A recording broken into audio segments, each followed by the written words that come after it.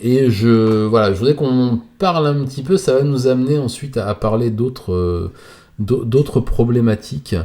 Et ça me semble être une bonne entrée en matière. Alors attendez, je vais me mettre un peu plus petit. Voilà. Hop là, je vais me mettre un poil plus petit. Ça, vous pourrez voir la vidéo. Bon, ça, c'est le fond que j'ai choisi. C'est une photo assez parlante de ce qui se passe en ce moment.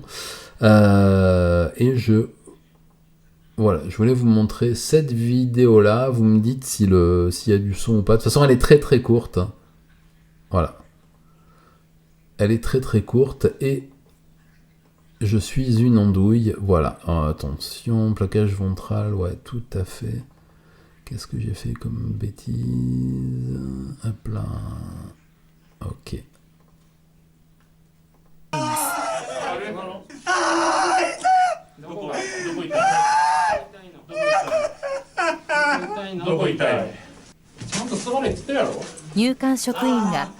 Voilà, et la vidéo est assez parlante, elle fait le tour des réseaux.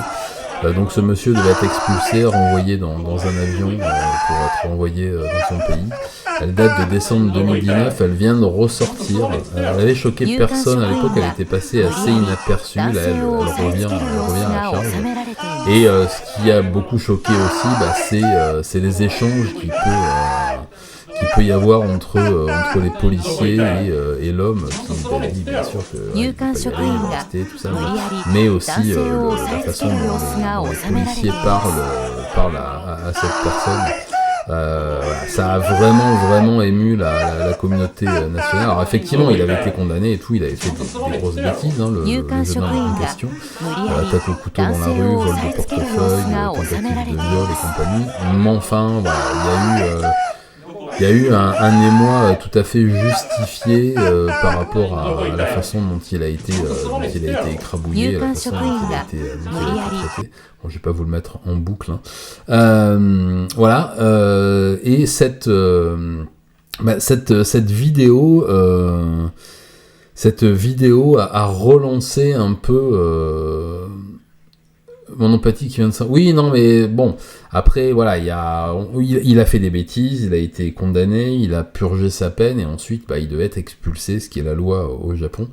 Mais effectivement, il y a des moyens de le faire. Moi, j'ai vu des vidéos d'expulsion qui se passaient beaucoup mieux, où on voyait les personnes expulsées qui avaient des menottes dans le dos, qui étaient reconduits, paf, à Narita, les avions spéciaux sont ouverts, touc, les ressortissants montent, et puis bon, il y en a qui sont un peu ouais, j'ai pas envie, ferme-la, ah bon, d'accord, et puis ils y vont, et c'est là, effectivement, il a été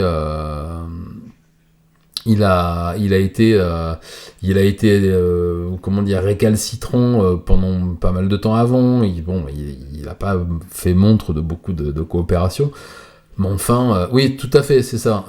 Donc Oita, ça fait mal où? Et quand il est là, et clang, ils en mettaient un coup par-dessus. C'est un peu de la torture. Alors les policiers, là, ils ont l'équivalent de la police des polices a été saisi pour savoir un peu ce qui s'était passé. Bien sûr, presque 5 ans, enfin 4 ans et demi plus tard, ça va être extrêmement compliqué de savoir qui dit vrai, qui dit faux, d'où ça vient, etc. Bonsoir Zanonox. Et donc il va falloir réécouter, faire des auditions des policiers en question.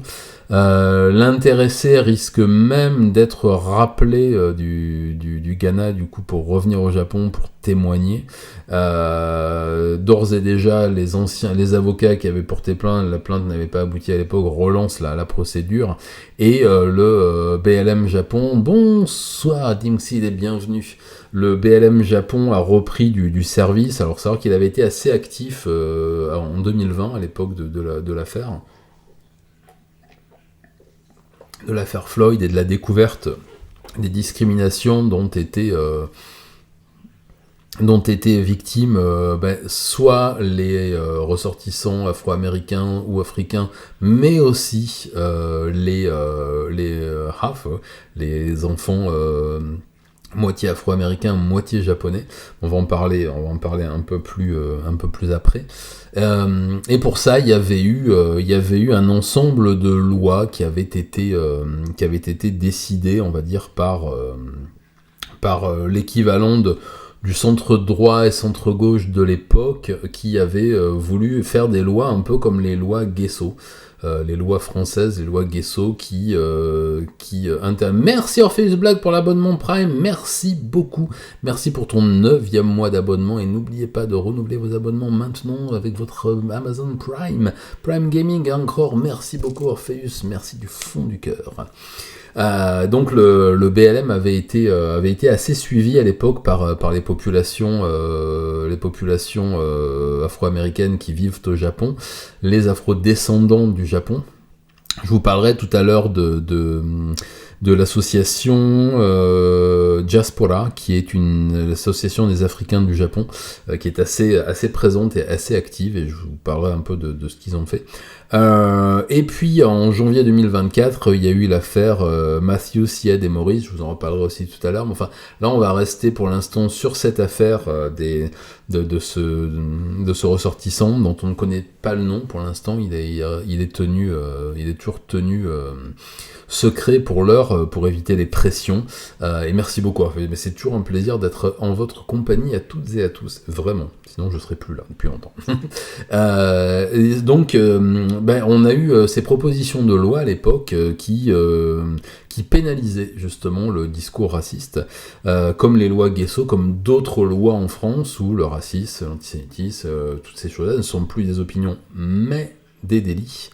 Eh bien, il y a eu tout un ensemble de lois qui a été proposé, et le hate speech, alors attendez, voilà, il y a eu beaucoup de manifestations d'ailleurs pour soutenir ces lois. Toutes les associations antiracistes se sont mises sur le coup, mais il faut savoir que ces lois contre le hate speech, contre le discours de haine, c'est le nom, je sais, il y a toujours le nom en anglais, alors ça écrit en katakana souvent, sur le hate speech, et les lois n'ont toujours pas été votées, car l'aile droite du parti de gouvernement, plus les partis d'extrême droite, dont vous voyez quelques énergumènes dans le fond. Voilà, ça c'était à Kawasaki, pendant les manifestations pro et anti-loi sur le hate speech. Donc vous voyez les pro-lois qui sont de notre côté à nous, en bas, avec les panneaux Kawasaki Against Racism par exemple, et de l'autre côté les drapeaux impériaux, ce sont les gens qui sont contre ces lois, parce que promulguer de telles lois leur interdirait d'utiliser des noms, le N-word et des choses comme ça, enfin en japonais, qu'ils utilisent à longueur de temps à la télé, dans les rues, dans les speeches, etc. Mais aussi leur interdirait les discours publics qu'ils tiennent souvent sur des petites camionnettes de couleur noire, avec des drapeaux impériaux, des petits uniformes, des heures les plus sombres, du bruit des bottes, mais là des vrais pour le coup. Et bien sûr ils sont tout à fait contre, et les partis de droite nationale, les partis ultra nationaux et tous les autres, voient d'un très mauvais œil, et voient toujours d'un très mauvais œil, mon Dieu, voyez et voient d'un très mauvais œil, voilà, le fait que cette loi existe, puisque du coup à chaque fois qu'il sortirait une dinguerie, comme on dit, raciste, il serait condamné, comme ça l'est en France, parce que, en théorie, ça marche pas pour tout, mais bon, quand vous sortez une chose horrible, normalement vous êtes condamné, voilà. Et ces lois traînent depuis fort longtemps, et le fait de ne pas vouloir les voter, a créé un peu de colère dans les communautés afrodescendantes japonaises, colère qui montait depuis quelque temps déjà, et qui a explosé avec la sortie de cette vidéo et de cette affaire d'expulsion violente. On a appris peu de temps après que un ressortissant, je crois que c'est tibétain, ou un pays d'Asie, avait été mort en détention dans un centre de rétention par le fait de mauvais traitements. On a appris aussi que Quelques personnes, alors effectivement, il faut pas le faire, ne le faites pas. Quelques personnes qui avaient des visas provisoires au Japon, qui faisaient la fiesta dans les rues, qui étaient un peu bruyants, avaient été d'abord réprimandées verbalement par la police, avaient continué à faire du bins. Je vous avais montré les photos si vous vous rappelez bien. Et puis la police avait fini par les matraquer et les gazer et les menotter, les rouler dans le tapis. Vous savez, c'est la technique de contention de la police japonaise. Quand on veut vous maîtriser et que vous vous défendez, hop, ils sortent une espèce de grande bâche. Ils vous plient dedans, ils vous saucissonnent dans la bâche, comme ça, vous ne pouvez plus bouger.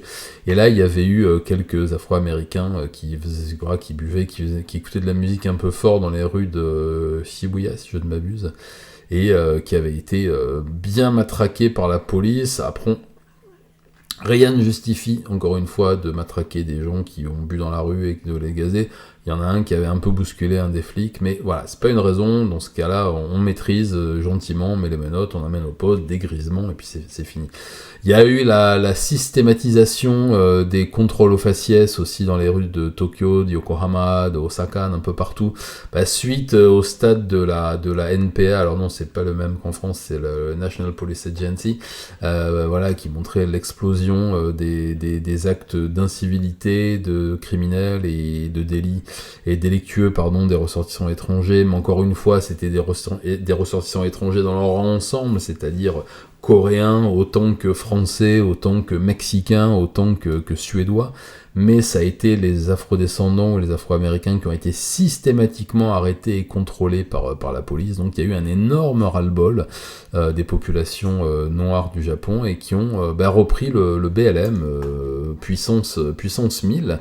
Il faut savoir qu'il y a eu d'autres affaires qui ont défrayé la chronique ces derniers mois, notamment en janvier 2024, et j'espère que j'ai... Voilà, c'est encore une photo de nos camarades ultranationaux avec leur bonne tête de vainqueur qui défilaient contre ces lois-là, justement, et contre l'adoption aussi d'un décret qui autorisait beaucoup plus d'étrangers à rentrer sur le territoire pour occuper des emplois, mais aussi pour relancer la natalité. Il faut savoir que c'est... Alors, ne croyez pas à la grosse fake news du visa de reproduction, je sais pas quoi, ça n'existe pas.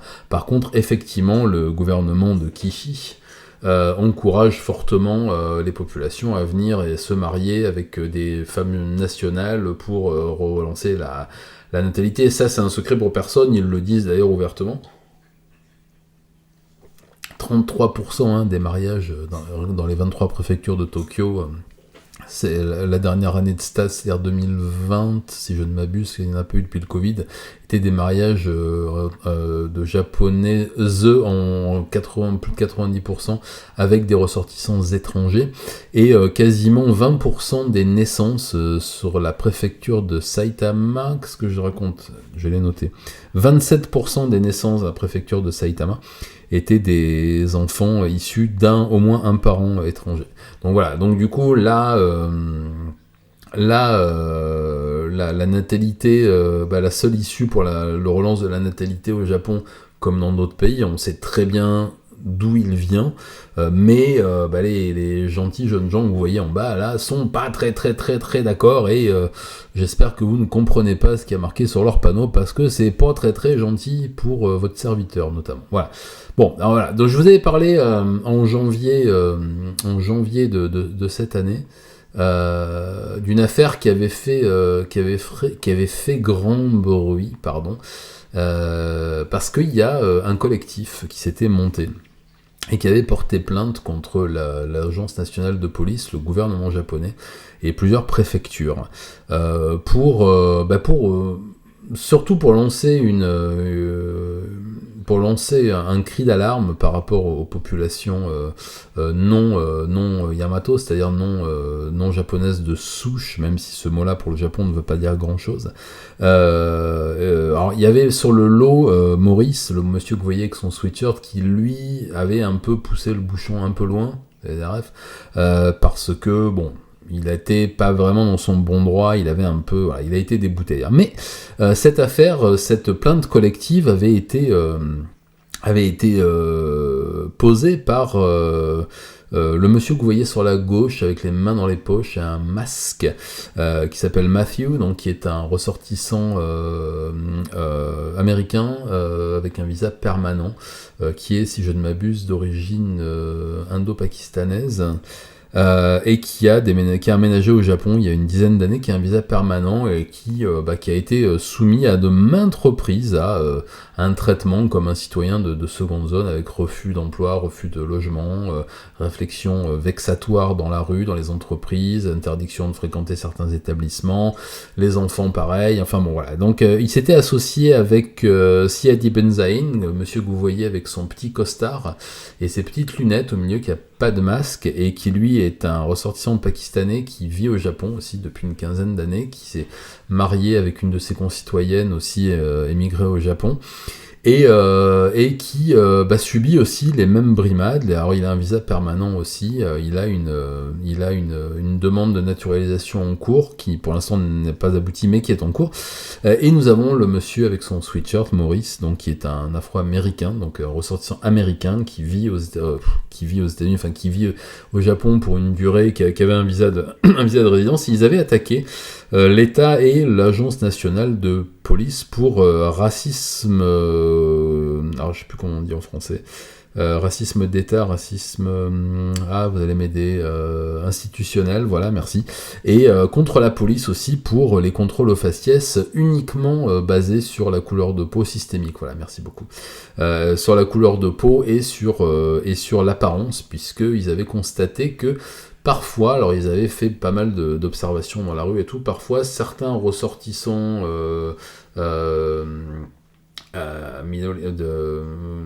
Moyen-Orient et Proche-Orient, s'ils étaient habillés en costume, avaient moins de contrôle que quand ils portaient un sweat ou un jean ou un t-shirt, un truc comme ça. Bon, il y avait eu tout un tas de choses qui avaient été constatées, et ils avaient porté plainte, voilà. Ils ne se sentaient pas considérés comme des Japonais à part entière, alors que dans le lot il y avait pas mal de gens, de ressortissants, notamment pakistanais, indo-pakistanais, sri-lankais, tibétains, afghans, turkmènes, etc., qui avaient été naturalisés japonais il y a au moins une vingtaine ou une trentaine d'années. Il y avait même des enfants d'afrodescendants ou de gens du Moyen-Orient et du Proche-Orient qui étaient japonais de par leur naissance, même si leurs deux parents étaient étrangers, mais qui ne se sentaient pas acceptés comme japonais parce qu'on leur faisait systématiquement remarquer ils étaient noirs ou ils étaient de type indien, etc. Donc ils pouvaient pas être japonais, blablabla. Et c'est vrai que ça a créé chez beaucoup d'enfants, chez beaucoup même d'adultes, qui se sentaient totalement intégrés, une espèce de sentiment de rejet. Et c'est vrai que lorsque vous vivez là-bas, je peux vous en parler en connaissance de cause, quand vous vivez là-bas depuis 20 ans, que vous êtes assimilé, que vous êtes marié, que vous avez des enfants binationaux, que vous êtes propriétaire, vous avez une entreprise, ça, qu'on continue à vous traiter comme un touriste. Alors j'ai rien contre les touristes, mais qu'on continue à vous traiter comme un type qui n'a rien à faire ici, et qu'on vous demande vous venez d'où et vous repartez quand chez vous. Bon, à un moment, c'est vrai que c'est un peu pénible. Moi, personnellement, je l'ai pas mal vécu parce que j'ai pas les nerfs à fleur de peau par rapport à ma condition. Mais je sais que j'avais quelques amis européens qui le vivaient assez mal. Voilà. Qui le vivaient assez mal. Moi, ça m'a jamais dérangé. J'ai toujours considéré que... Je vous ai déjà raconté une fois qu'au tout début de ma vie au Japon, eh bien, alors je digresse un peu sur mes anecdotes personnelles, donc qui, par essence, n'ont aucune valeur, mais enfin, je ne peux m'empêcher de vous les livrer. Je m'étais fait casser la gueule purement et simplement par 3 skinheads, appelons un chat, et un skin, habillés tout en noir, avec des insignes impériaux partout, une petite svastika quand même bien masie pour l'un d'entre eux.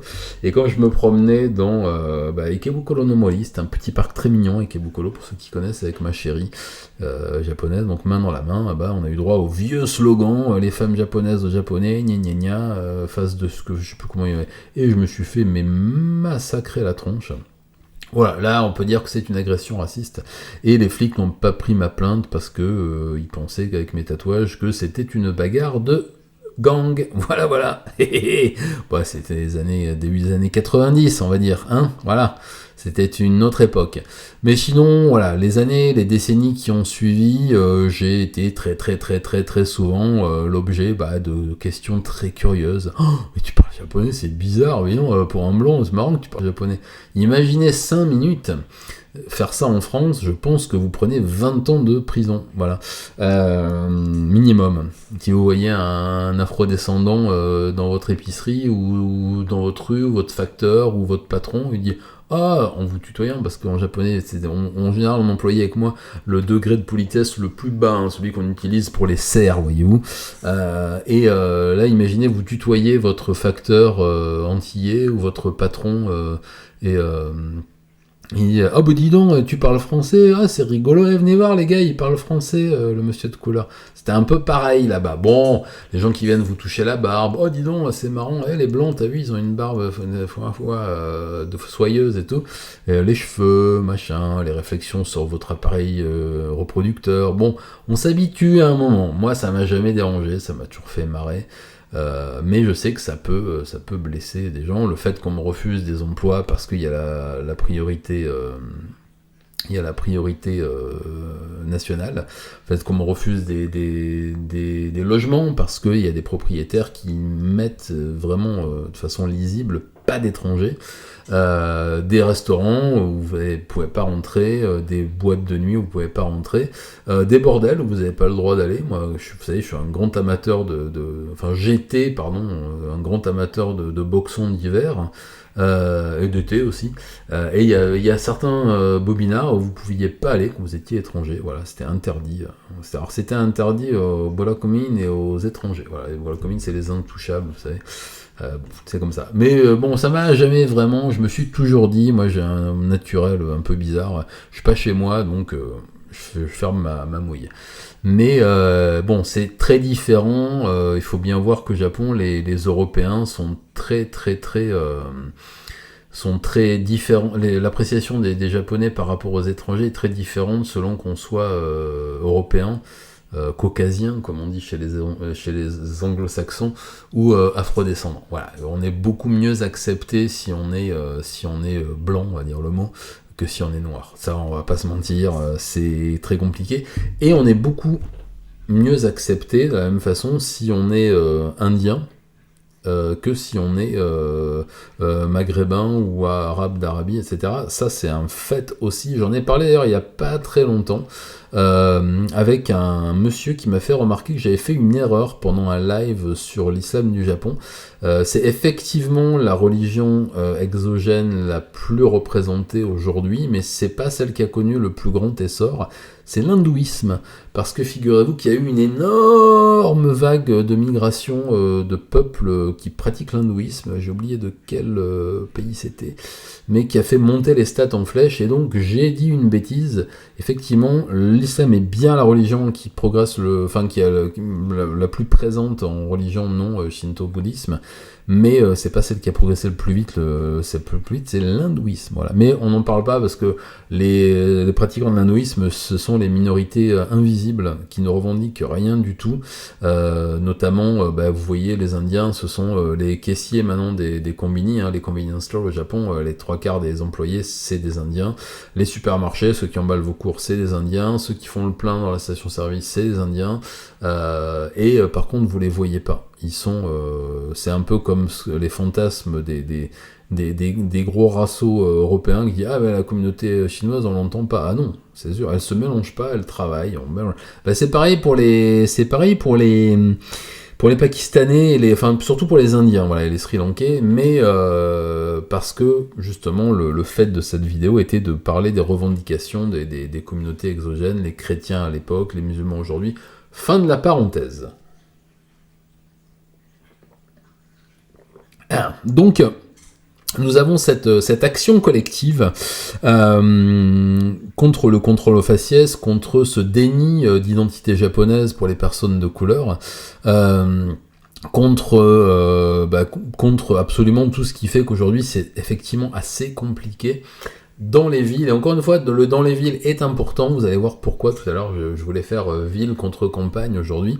Ils ont été déboutés, soyons clairs, ils ont été déboutés parce que les avocats de l'Agence nationale de police et du gouvernement ont été plus convaincants que ceux des associations. On a découvert que Maurice, donc le monsieur ensuite, avait un passé pas très glorieux et qui s'était même montré, rendu coupable de certains trucs au Japon qui tombaient sous le coup de la loi, du coup. Donc il avait été condamné aux États-Unis aussi, et il avait surtout beaucoup parlé sur les réseaux sociaux des millions de yens qu'il comptait obtenir et de la façon dont il allait rouler tout le monde dans la farine. Bon, voilà. Les deux autres gars étaient très sérieux. Et bien sûr, Monsieur Maurice a été le plus démonstratif et tout. Bonsoir Inko, bonsoir. Voilà. Audio Japan, c'est pas qu'on en voit parfois dans les convenies, c'est nous dans le quartier où on habitait, à Omori, c'était, encore une fois, statistique rectale, mais 90% des cachers, c'était soit des Chinois, soit des Coréens, soit des Indiens. Mais bon, voilà pour cette plainte-là. Je vous parlais aussi, je vous parlais tout à l'heure d'une association. Et là on finira la partie ville avec eux. Je vous parlais de cette association qui s'appelle Diaspora, l'association des Africains du Japon, et de ces deux petits gars, Sena et Pele Vokujobi, qui sont deux descendants, qui sont deux half, donc deux métis, papa ghanéen et maman japonaise, donc ils sont nés au Japon. Ils sont donc afro-descendants mais japonais, et ils parlent beaucoup de la difficulté aujourd'hui d'être accepté en tant qu'afro-descendant japonais dans une société qui interdit la double nationalité passé la majorité.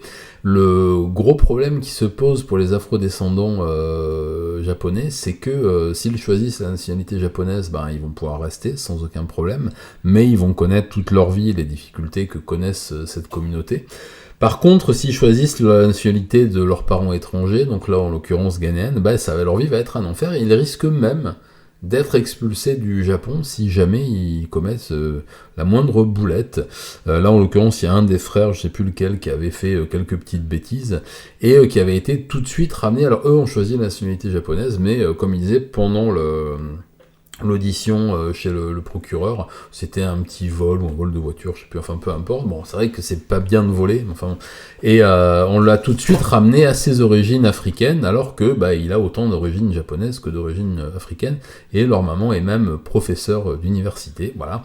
Mais tout cela ne compte que très peu, et ils ont donc monté cette association qui essaie aujourd'hui de faire accepter les enfants métis dans la société japonaise, qui est un problème que je connais plutôt bien, puisque mes enfants aussi sont métis, et qu'ils ont été à peu près bien acceptés, on va dire, par la société japonaise, parce que justement métis européens japonais, avec, c'est vrai, assez peu de traits européens, je dois bien avouer, que j'ai pas marqué génétiquement l'empreinte de mes enfants plus que ça, mais quand même, ils ont eu beaucoup moins de problèmes que peut l'avoir par exemple les enfants d'une amie de leur maman, qui a deux petits garçons, Adoubé et Idriss, qui sont leur papa est ivoirien, et ils ont beaucoup de mal. Ils ont le même âge que mes enfants, ils étaient dans la même école, et ils ont beaucoup de mal à se faire accepter. On les renvoie aussi sans arrêt.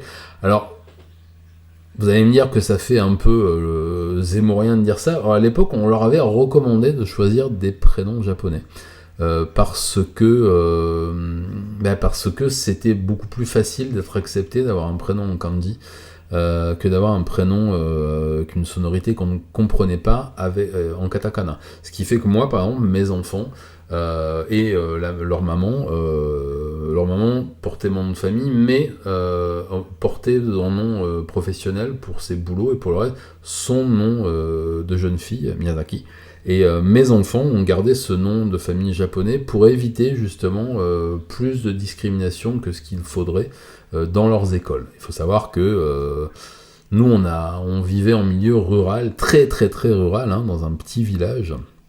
Et j'étais véritablement le premier étranger qui voyait. Et même si j'ai fait des efforts les plus... je me suis humilié à maintes reprises, j'ai rampé pour m'assimiler le plus possible. Force fut de constater que j'étais pas du coin. Donc ça a été un peu compliqué pour moi, ça s'est fait après, mais bon, ça, comme je vous ai déjà dit... si c'est leur prénom, c'est leur nom de famille, sur leur papier français. Par contre, sur leur papier japonais, ça arrive en seconde partie, pardon, et leur premier nom de famille c'est Miyazaki. Voilà, et ils vont devoir choisir ma fille dans 1 an et demi et mon fils après. Si il garde quel nom il garde. Ma fille veut garder le nom de sa mère, elle est attachée au nom de sa mère. Très bien, grand bien lui fasse. Moi je suis tout à fait pas contre ce projet. Mon fils sait pas encore, il va peut-être garder les deux, mais ça fait beaucoup parce qu'il a plein de prénoms aussi, donc et par contre si ils choisissent la nationalité japonaise tous les deux, ils vont devoir renoncer à leur 2e, 3e, 4e, 5e prénom parce que c'est interdit, voilà, ça, c'est une coutume qui se fait en rond. Moi j'ai 6 prénoms par exemple, et mon fils je lui ai donné pareil mon prénom, celui de mon père, celui de mon grand-père, celui de son oncle, etc. Ma fille a celui de sa grand-mère. Bon ben ça va sauter, et les prénoms et les noms de famille composés aussi au Japon sont interdits, donc il va falloir qu'ils choisissent. Bah oui, je suis d'accord, ce sera plus facile s'ils choisissent le nom japonais, mais c'est vrai que du coup ils renient le nom de leur père, c'est comme ça, pour moi c'est compliqué à accepter aussi, mais bon, mes enfants décident de ce qu'ils veulent pour eux. Mais je sais que ça va être plus facile pour eux d'avoir leur nom de famille japonais pour leur futur, que d'avoir mon nom de famille français d'origine écossaise tout pourri là, que les japonais n'arrivent pas à prononcer. Voilà. Et du coup, Senna et Pele ont fondé cet assaut et essaient de faire avancer les droits sur ce...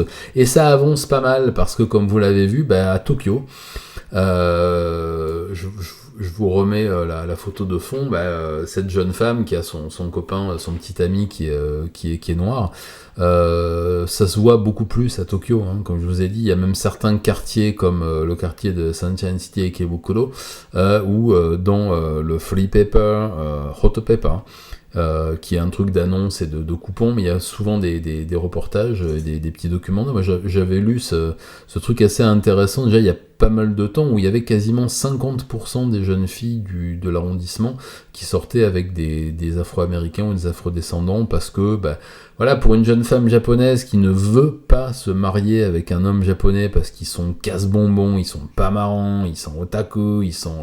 croyez-moi, en France, il y en a qui s'en vantent, croyez-moi qu'au Japon, si on vous traite d'otaku, c'est comme si on vous traitait d'énormes cassos dégénérés. Pour ça que j'ai toujours du mal avec les gens qui me disent « Hey, je suis un otaku oh, salut, passe ton chemin, camarade !» C'est vraiment la pire des insultes au Japon, hein. Mais ah non, je change pas mon nom. Non, mon nom c'est le nom de mes ancêtres depuis 100 générations. Il y a juste le W et le K qui ont changé, mais non, on va pas ramper jusque là quand même, quand même. Mais non, mais les enfants choisiront bien ce qu'ils veulent, mais bon. Et du coup, voilà, le fait pour une jeune fille japonaise de ne pas vouloir se marier avec un homme japonais parce que ils sont pénibles, parce que c'est vrai qu'aujourd'hui, la majorité des jeunes hommes au Japon veulent pas se marier, ils veulent pas s'engager, ils veulent rester à la maison, ils veulent gna, ils sont pas drôles, ils sont pas exubérants. Le fait de sortir avec un mec qui a un peu de fantaisie, qui est un peu plus cool, et puis l'imaginaire aussi hollywoodien qui est très très très très présent. Moi j'ai une copine il y a quelques temps déjà qui était très branchée sur les Afro-Américains, qui avait eu plusieurs copains Afro-Américains et tout. Et Saori, si tu me regardes, elle parle un peu français maintenant, je sais qu'elle de temps en temps elle me regarde. Et qui m'expliquait, elle me dit ouais, mais moi j'ai grandi avec, alors ça pardon, mais je sais qu'au Japon on parle comme ça, en France ce serait prison directe, hein, je sais, mais bon, elle me dit moi j'ai grandi avec flic de Beverly Hills, machin, et pour moi un mec noir c'était le summum du cool, et elle me dit dès que j'ai eu 16 ans je me suis trouvé un GI en permission et pouf je suis parti avec, quoi. Et il y a beaucoup de jeunes femmes qui font ça. Et de même maintenant pour les Européens aussi, et ça m'horripile souvent de lire sur certains forums vas-y on va aller au Japon comme ça on va pouvoir pécho, gna gna. Ça m'insupporte, mais c'est une réalité aujourd'hui, et il y a Il y a cette réalité par contre des gens qui vivent sur place et qui sont confrontés à tout ça. C'est des choses ça en ville qui sont plutôt faciles et acceptables parce que il y a une grande mixité aujourd'hui à Tokyo. Vous allez vous promener dans certains quartiers. Il y a 30 ans, vous voyiez pas ça. Aujourd'hui, ça a vraiment changé. La population a changé. Vous avez certains quartiers de Tokyo où c'est compliqué d'entendre parler japonais. Ça, c'est devenu une réalité qui permet aujourd'hui, quand on est étranger vivant au Japon, d'être beaucoup beaucoup plus facilement accepté à Tokyo, Yokohama, un peu Osaka, même si les gens du Kansai, c'est un peu des bœufs, mais bon. Et par contre, à la campagne, voilà, nous, ce qu'on a vécu à la campagne, c'est très compliqué. Tout est à faire, hein, tout est à faire. On est un peu comme dans les campagnes françaises après la guerre. On est sur la découverte des gens, et puis les problématiques sont pas du tout les mêmes. Là, tous ceux dont je vous parlais jusqu'à maintenant,